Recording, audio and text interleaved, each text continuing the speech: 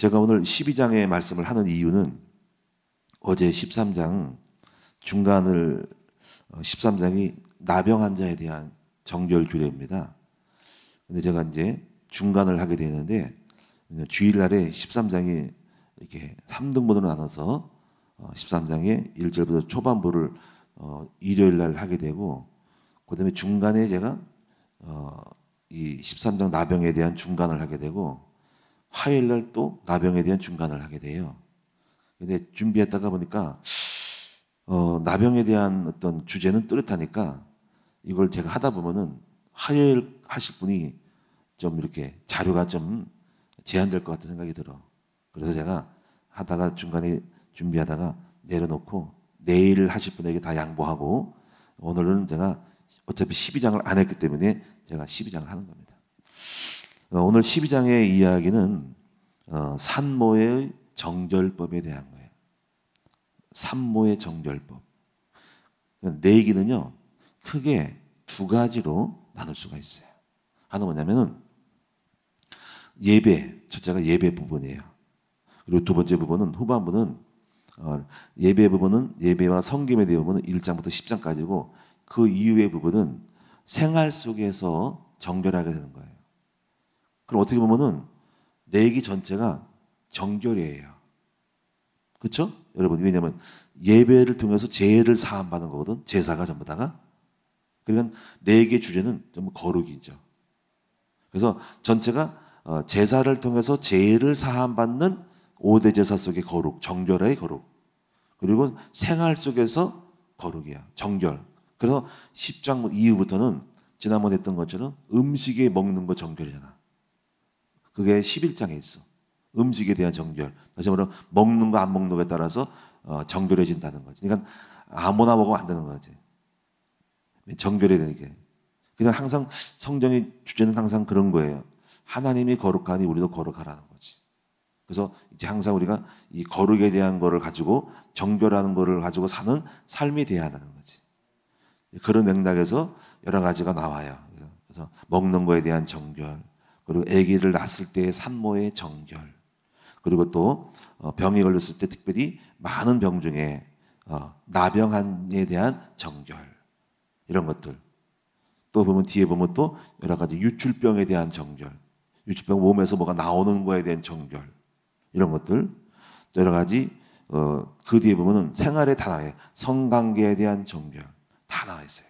이거는 삶의 자세한 것까지 다 이제 내 얘기 후반부가 거룩과 정결이라는 거죠. 그러니까 그만큼 이게 왜 중요하냐면은 하나님은 우리에게 정결하게 원하는 거죠. 그러니까 우리가 항상 의식이 함부로 어떤 잘못된 걸 하면 안 되는 거지. 거룩에 대한 의식 가지고 조금이라도 뭔가 부정하면은 빨리 해결하거나 거기에 대해서 풀어가지고 항상 정결을 유지해야 한다는 거지. 마치 우리가 몸에 늘 목욕을 하듯이 정결을 위하듯이, 또 우리가 여러 가지 깨끗하게 뭔가를 옷도 여러 가지 여러분 이제 정결하게 입잖아요, 그렇죠? 또 이제 겨울철 입던 거를 다 접고 봄 때가 되면 겨울옷을 정결하게 세탁을 해가지고 세탁소에 맡기든가 해가지고 정결하게 보호하듯이 항상 삶의 정결함이 생활화가 돼야 한다는 거지. 그래서 오늘 다 읽었지만은요, 먼저 첫 번째로 우리 아실 것은 뭐냐면은 유대인들은요 자녀를 교육할 때 5살이 되면은 제일 먼저 성경 교육을 해요. 그게 유대인은 모세 오경이라고 5가지밖에 성경을 인정하지 않아. 5가지. 그게 뭐죠? 창세기, 출애굽기, 레위기, 민수기, 신명기예요. 근데 그 중에서 제일 먼저 우리가 생각할 때는 창세기부터 가르칠 것 같죠. 근데 어른들은 그럴 수 있지만은 아이들은 그렇지 않고 레위기부터 가르친답니다. 레위기부터. 그 왜 그럴까요? 왜냐하면 레위기는 정결에 대한 건데 삶에 대한 많은 생활 습관이거든. 그래서 창세기도 중요하지만 레위기를 통해서 어릴 때부터 정결함에 대한 것을 몸에 배기하여서 레위기부터 가르친다는 것은 우리에게 어떤 의미를 줄 수가 있는 거죠. 우리가 자녀들이요 체질이 돼야 돼, 습관. 그래서 참 좋은 어떤 방법인 것 같아요. 내기부터 가르쳤다. 그러니까 내기가 딱딱한 게 아니야. 그러니까 제사를 통해서 네가 어떻게 죄를 사하고 항상 하나님 앞에서 회개하고 삶을 살아야 할지, 그리고 생활 속에서 항상 습관을 통해서 정결한 규례, 정결 규례를 어떻게 실천해서 내가 하나님 앞에 온전한 모습으로 갇혀야 될지를 배우는 것은 매우 중요한 것일 수 있습니다.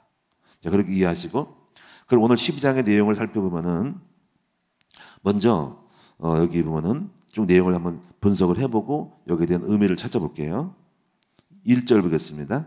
여호와께서 모세에게 말씀하여 이르시되 이스라엘 자손에게 말하여 이르라.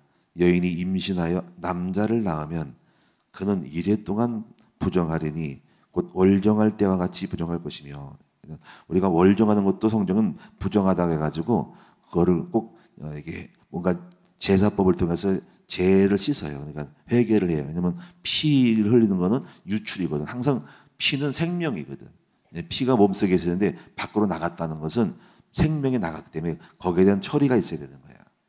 그래서 월정할 때 같이 부정할 것이고, 남자는 그래요. 남자는 이레 동안 부정한대요. 그리고 여덟째 날에는 그 아이의 포피를 뵐 것이고, 남자애들은 포경 수술을 했다 이거예요. 이건 우리에게 시사해 주는 바가 있어요. 현대 의학적으로 그렇지만은 영적인 의미가 있죠. 그래서 이스라엘 백성들은 남자애들은 낳은 지 8일 만에 전부 포경 수술을 합니다. 그다음에 4절에 그 여인은 아직도 33일을 지나야 산열이 깨끗하리니, 정결하게 되는 기한이 차기 전에는 성물을 만지지도 말고 성소에 들어가지도 말 것이며, 남자애는 7일 동안 이제 7일 동안에 이제 부정하니까는 7일 지나고 다시 그 다음에 33일을 지내야 돼. 합해서 며칠이에요? 40일이 되는 거지. 이것은 어떻게 보면은 7일 동안은 피에 대한 부정을 씻는 거고, 33일은 그 산모의 산후조리, 몸의 회복을 위해서 또 그런 거예요. 그러나 하나님은 잘 배려를 해서 앞에 40일은 적어도 한 달이 지나면은 남자애 같은 경우는 저는 잘 모르겠지만은 우리가 이렇게 회복이 될 수 있다는 거죠. 근데 보면은 그 전에는 성소에 들어가지도 말라, 성물을 만지지도 말라 하는 거예요. 그러니까 이제 그만큼 이제 씻은 다음에 들어오라는 거지.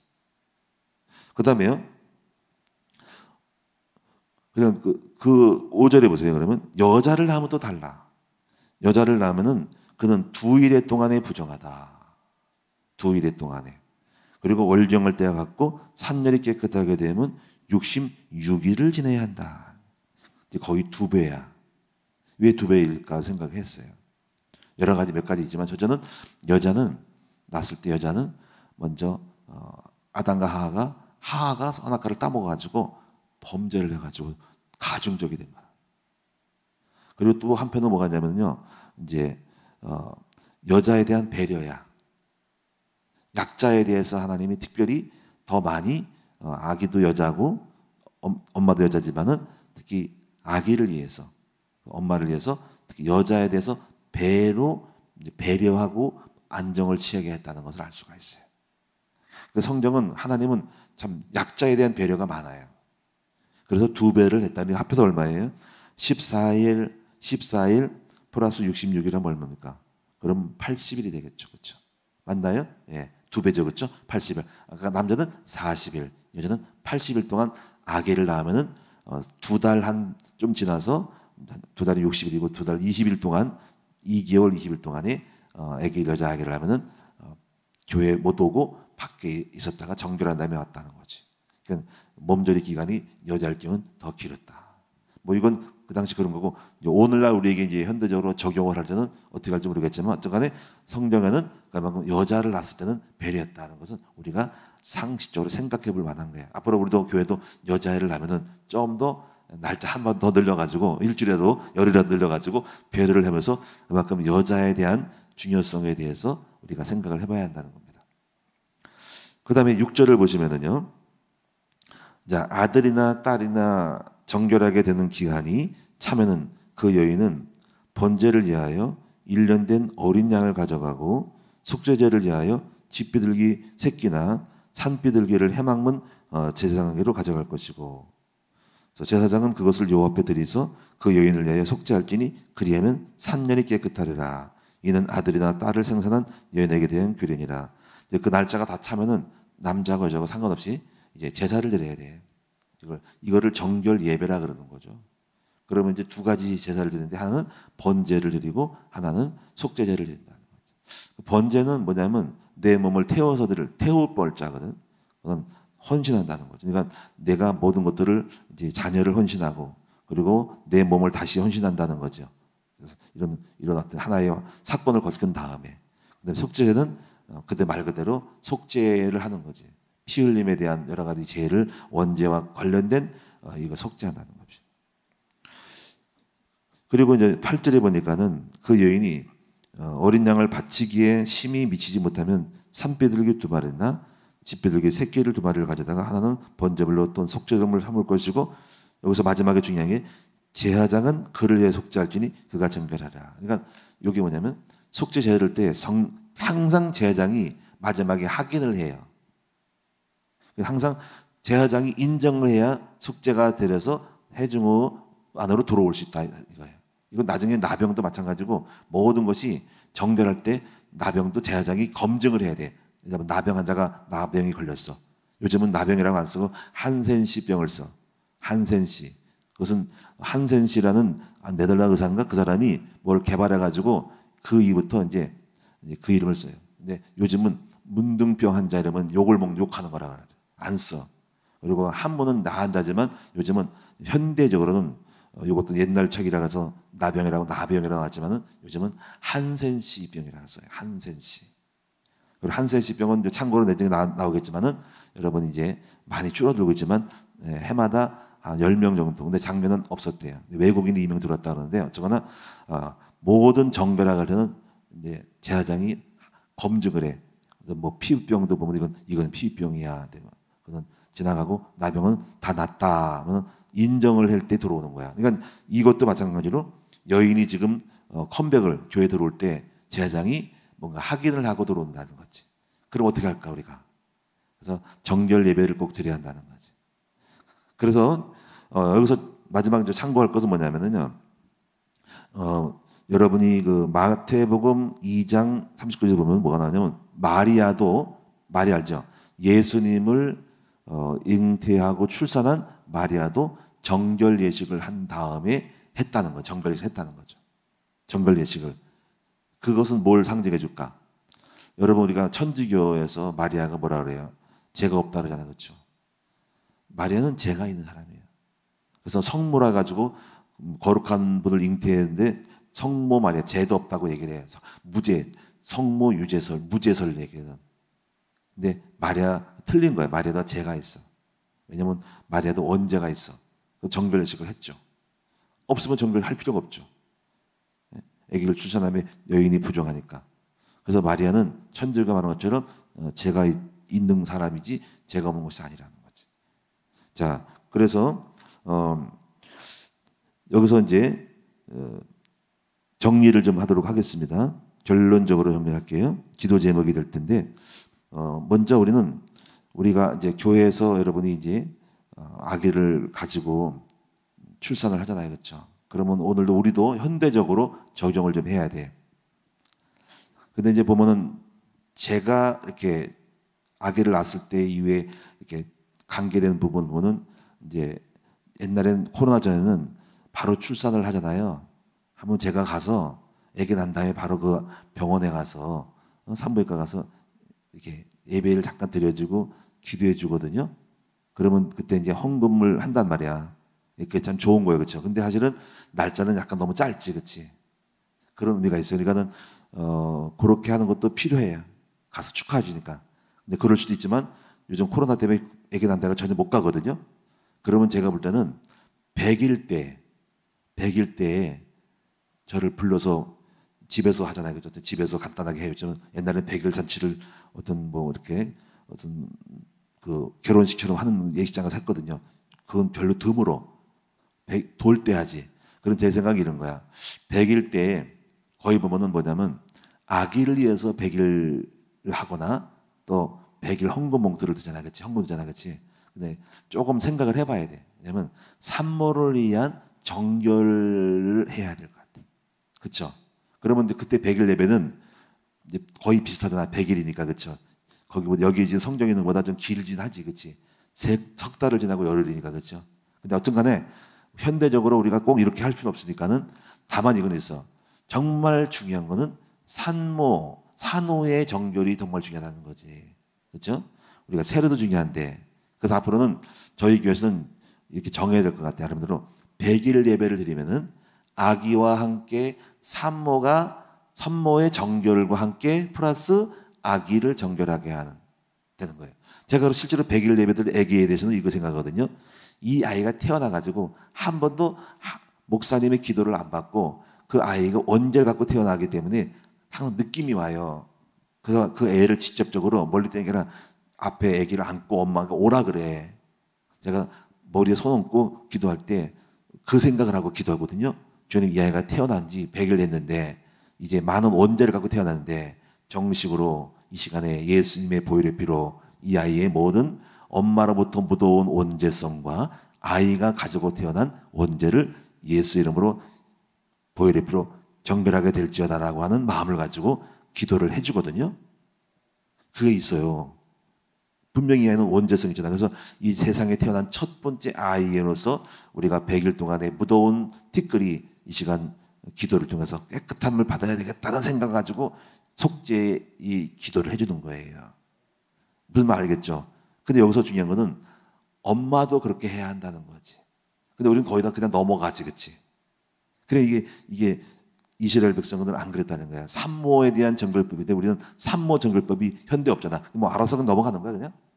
근데 뭐 자체적으로 할 수 있나? 근데 의식이 없는 거거든, 지금. 그러니까 교구장들이라든가 모든 사역자는 목사들은 깨워서 이제부터 드물지만 우리 성도 중에 아기를 출산할 경우에는 산모의 정결한 의식 좀 가지고 산모가 피를 흘렸어요. 산후 이후에 아기를 낳으면서 많은 피를 흘렸어. 그것이 제왕절개든지 자연분만이든 간에 하여튼 피를 흘린 거잖아. 그럼 거기에 대한 의식이 없이 그냥 뭐 산후조리한 식으로 세월 시간을 보내지 말고 영적으로 그 산모가 정결하게 될 수 있는 영적인 예배 형태를 갖거나 아니면 스스로 기도를 하면서 하고 100일 예배 때 그런 마음을 가지고 이렇게 해야 돼. 그러니까 봉투를 2개를 하라고 얘기하면은 아기를 위한 100일 봉투, 그리고 산모가 자기가 회개하고 제사함에 대한 깨끗하게 대한 그런 것을 정결하게 되는 의식을 가지고 하면 좋겠다, 그 말인 거예요. 그럼 우리가 현대적으로 그렇게 해서 이렇게 이 부분을 좀 적용을 해야 돼요. 여러분, 성경은요 구약에 있는 거를 지금 다 끝났다 가지고 그냥 묻어 넘어가면 안 되고 항상 거기에 맞는 현대적 적용을 해올 수 있어야 되는 거야. 안 그러면 안 돼. 그러니까 어차피 우리 정결해야 되니까, 그렇죠? 그런 면을 가졌으면 좋겠습니다. 마지막 하나는 여러분 이걸 생각하고 하나님께 감사해야 될 게 뭐냐면은 하나님께서는 남자는 7일 하고 33일인데 여자는 14일하고 66일을 이렇게 부정하다고 생각하는 걸 정결케 하고 또 배려함으로써 길게 잡았다는 것을 생각할 때 하나님은 특별히 이렇게 약자에 대해서 생각을 많이 하고 계시다는 거지. 그래서 우리도 그런 마음을 가지고 우리가 연약한 사람에 대한 관심과 특별한 마음을 가지고 이렇게 많이 돌봐야 된다라고 생각을 합니다. 예, 여러분, 우리가 그런 마음을 가지고 내 주변에 연약한 자가 없는지 한우들을 위해서 또 산모들을 위해서 고아와 가부를 위해서 많이 생각하고 기도해 주시는 저와 여러분 되기를 축원을 드립니다. 기도하도록 하겠습니다. 살아계신 아버지 하나님, 오늘 우리는 정결하기를 원합니다. 항상 거룩한 의식으로 실수할 때, 잘못했을 때 항상 주님 앞에 의식과 함께 거룩한 삶의 정체성을 늘 깨워서 가질 수 있는 우리 모두가 되게 하여 주셔서 이제 구약의 모든 율법이 다 지나가고 그렇게 또 끝났다고 하지만은 그러나 우리가 무조건 예수님의 보혈의 피로 씻음 받았기 때문에 그냥 아무렇지도 않게 생각하면 안 되고 항상 우리가 법을 지키고 그리고 모든 먹는 것도 우리가 늘 현대적으로 이제 잘 정리해서 먹을 것과 안 먹을 것도 분별하게 도와주시고 여러 가지 많은 삶에 있어서 특별히 이제 산모들에 대한 정결도 우리가 허락하여 주셔서 아버지, 우리가 앞으로 우리가 아기를 출산하는 모든 산모들에게는 오늘 말씀을 참고해서 자신의 정결과 함께 아기의 정결과 함께 또 날짜는 뭐 이렇게 여러 가지 조정할 수 있지만은 항상 그 의식을 가지고 항상 정결한 마음을 가지고 정결의 태도를 가지고 정결할 수 있는 방법을 현대적으로 적용을 해서 항상 실천할 수 있는 우리 모두가 되게 하여 주시옵소서. 그렇게 함으로 그냥 묻어가서 넘어가서 우리가 방심하고 소홀하게 되므로 거룩의 의식이 사라지는 이것이 아니라 삶 속에서 못 하나 하더라도 항상 거룩해야 되겠다라는 마음의 의식이 우리 삶을 다지고 우리 삶 속에서 우리가 상가 조심하고 항상 깨워서 아버지 돌이켜 떨림으로 우리 주님 앞에 서야 할 자세들을 갖출 수 있는 삶이 될 수 있도록 만들어 주시옵소서. 오늘도 승리하기를 원합니다. 오늘도 예수의 보혈의 피로 마음의 모든 정결하게 하여 주옵소서. 두려움, 염려, 걱정, 분노, 혈기 모든 나쁜 것들은 이 시간 예수의 보혈의 피로 다 씻어주게 해주시고 사라지게 하여 주시옵고 이 시간 또 우리 몸이 아픈 것도 아버지 정상이 될 수 있도록 건강 회복을 이 시간 허락하여 주시옵소서. 삶 속에서 경제나 가정 속에 모든 부정한 것들, 이제 안 이은 것들, 어려운 것들, 모자란 것들을 다 채워주시고 아버지 오바된 것들 다 교만함을 꺾어버리셔서 우리 아버지 앞에 온전함으로 설 수 있는 우리 모두가 되게 하여 주옵소서. 오늘도 믿음으로 주님을 기대합니다. 오늘도 하나님이 행복한 하루가 되게 해주시고 감사가 넘치는 하루가 되게 해주시고 긍정적인 하루가 되게 해주셨고 사랑이 넘치는 하루가 될 수 있도록 주님 인도하여 주시옵소서. 오늘도 좋은 일이 생길 것이고 하나님께서 좋은 소식이 올 것이고 좋은 만남이 있을 것입니다. 아버지 감사드립니다. 오늘도 예물드린 종들 한 분 한 분을 기억하셔서 그 기도 제목을 다 들으시고 차고 넘치도록 역사하여 주시고 응답하여 주옵소서. 주 예수 그리스도 이름으로 기도드리옵나이다. 아멘.